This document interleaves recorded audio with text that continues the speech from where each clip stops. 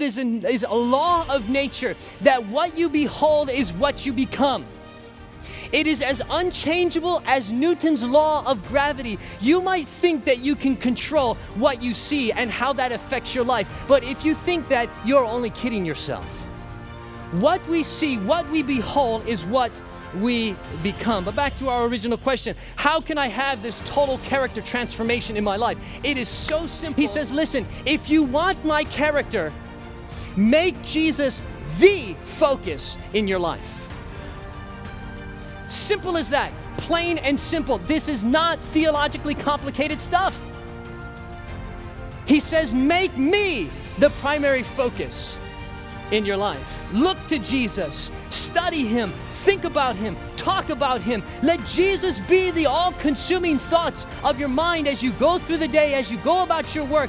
Think and talk and meditate upon the life of Jesus. Maybe this might mean that you need to get rid of a few things in your life that are killing your spiritual walk with the Lord.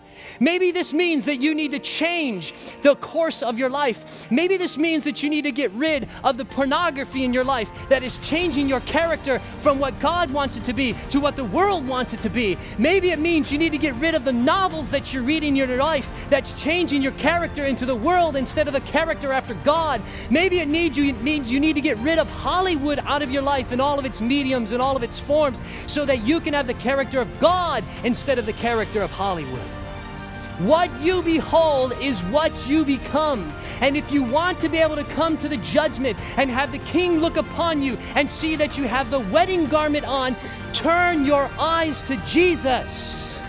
So the question is, what am I spending my time beholding? You know, as you go through the day, you always have these little minutes here and there. And when you have those little minutes where you're not doing much, what do you begin to think about? What do you think about as you're driving down the road? What do you think about while you're brushing your teeth at night? What do you think about while you're taking a shower in the evening or in the morning?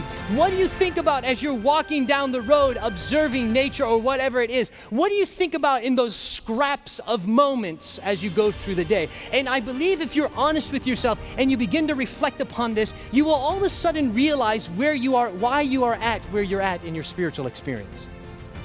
We need to gather up these fragments and throughout the day, not just leave Jesus at our devotions, not just leave him at church, but carry him with us throughout the day, meditating and thinking and reflecting upon him. Literally, I asked you the question, who are you beholding? Who are you looking at? Listen, some of us spend more time looking at ourselves in a 24-hour period of time in the mirror than we spend looking at Jesus. Lord, have mercy. And you men out there that are pointing your finger at the women, listen, I know there's guys out there that are looking at themselves in every shiny surface they can find. Listen, in all sincerity, if you want to be a real man, stop looking at yourself and start looking at Jesus. The world today has made Jesus look like a weak man. But I'm here to tell you this evening that if you want real masculinity, if you want real manliness, look at Jesus, because there's no better man than him. Who are you beholding? Who are you looking at? What is consuming your thoughts as you go throughout the day? When people think about you, what do they think about? Do they think of you as a spiritual person or as a nominal Christian? Do they think of you as somebody who's like Jesus or like a lukewarm Laodicean?